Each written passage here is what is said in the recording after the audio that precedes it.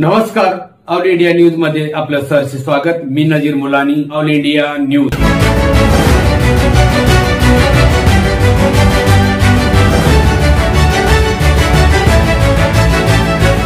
महाराष्ट्रात MBA आणि वास्तू विशारद या अभ्यासक्रमाच्या प्रवेशाची मुदत CET सेल कडून वाढवण्यात आलेली आहे।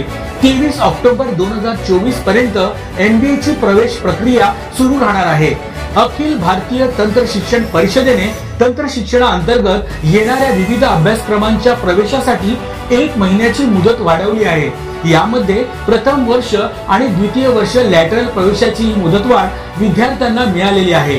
संस्थात्मक स्तरावर कॅप थेरी नंतर रिक्त राहिलेल्या प्रथम आणि द्वितीय वर्ष MBA अभ्यासक्रमाची प्रवेश प्रक्रिया आता 23 ऑक्टोबर पर्यंत राबवली जाणार आहे। महायुती सरकारमुळे विद्यार्थ्यांना हा मोठा दिलासा मिळालेला आहे।